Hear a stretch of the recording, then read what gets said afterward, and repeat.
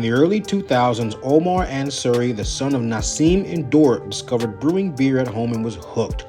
The search of trying to find a good beer is what led Omar and founding head brewer Todd Hogg to make the kind of beer they wanted to drink. With Becca, Omar's wife, Nick, and Dort's blessing, a portion of the abrasives factory they once owned was converted to a brewery, and on December 30th, 2005, Surly Brewing Company began.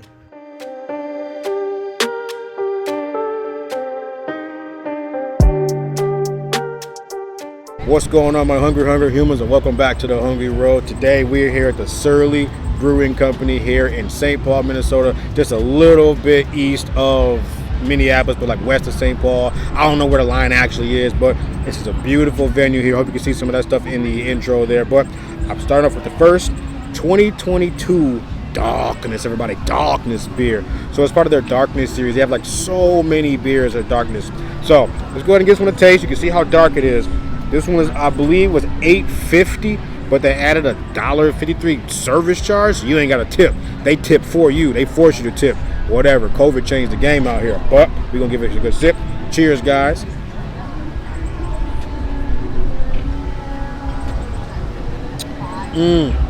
That is thick.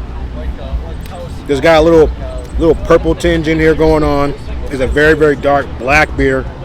It's very malty. I do taste those notes of vanilla, a little bit of chocolate in there, maybe a little cherry, a little dry fruit. Nothing crazy, but it's a delicious, delicious beer. I'm going to definitely try something a little turned down next time. This is like bold and strong. 12% ABV, by the way, but let's move on. Yo, I did forget to mention, this is aged in 12-year-old Elijah Craig bourbon barrels, which kind of helps get the ABV through the roof like this. Because, you know, most of your beers are like 5, 6. This is like double that. So be careful with these. You're either going to get full or blasted. All right, guys, I got beer number 2. This is being called 16. I have the menu right here. I need it. There's a lot going on in this beer. So this beer is a BA Imperial Red Ale with strawberries and raspberries. All right, cool. Look at the description, guys. Look how long the description is. I'm going to read it to you, and I hope you listen. 16 began life as a strong red ale before aging in a 12-year Elijah Craig barrel. They're my people right now. And tawny port barrels, after maturing, its welcome strawberry and raspberry puree. Ain't no puree in here. This is liquid. It's kind of thick, though. Happy anniversary. All right, it's a 12.5% ABV. It's $8.25 for a 10-ounce pour. Add the surcharge, probably $1.35. Let's go for it. Cheers, guys.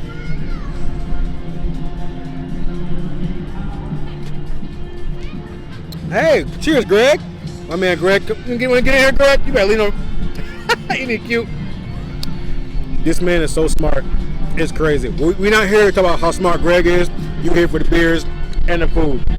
Unfortunately, guys, I did start to suffer some equipment failure here, so I'm just going to voice over the rest of the video. If you want to click away, I totally get it. But this beer here was definitely better than the first one I had. It was more bitter as well, and I did taste those subtle notes of strawberry, but it was creamier, it was thicker, and most importantly, it was an extra 0.5% ABV, which gives it a little extra strength, makes you feel good. But let's move to the inside now. Omar and Todd's first beer was Bender, an oatmeal brown ale. That opened the door.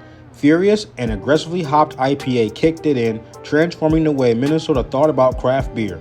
Word spread, especially among the Twin Cities' nascent craft beer community. The Abrasives factory soon gave way to a full-time brewing facility. Best of lists and Brewer of the Year honors followed. Something was happening here. It soon became clear that the repurposed Abrasives factory was nowhere near big enough to keep up with demand.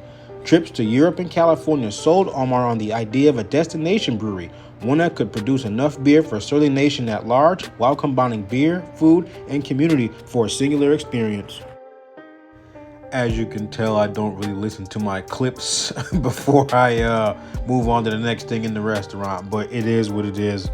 So the inside of the brewery is where you have to order your food. It's beautifully designed, huge, spacious, and surely welcoming. There's colorful lighting everywhere you look, a freaking concert venue out back, a whole lot of beers on tap, and decent music playing from the speakers embedding in the high ceiling. The menu isn't terribly big, but there's definitely a grand amount of food. There's also a separate menu for the upstairs section, which was closed at the time, which is the red menu I have here in my hand right now.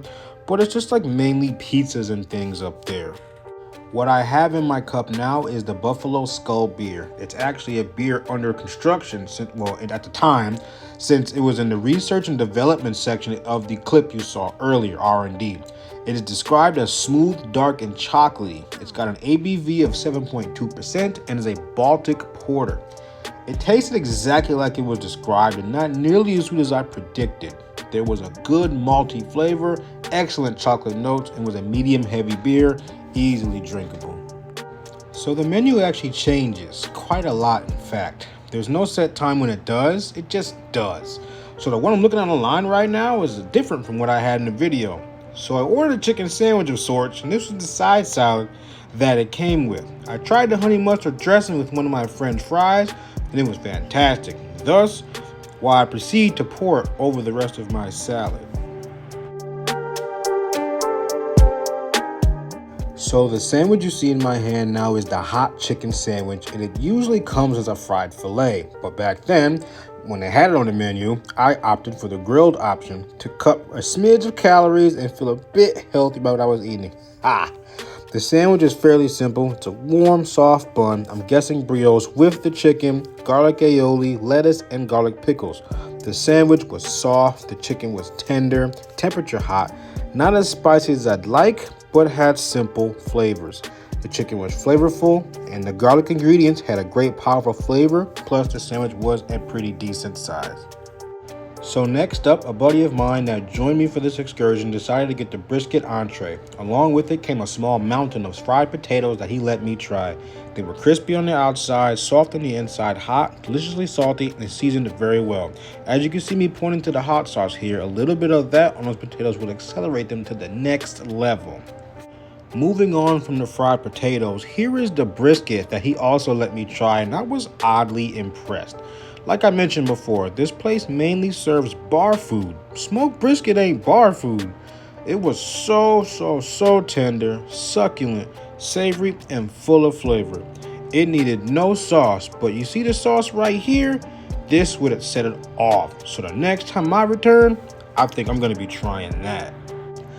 If you made it this far into the video, I just want to thank you for sticking with me through this one. It was a little rough to listen and my lips don't match what's on the screen and stuff like that. I need to be a little more diligent with checking my clips, but I'm going to make sure this does not happen again. I appreciate you all.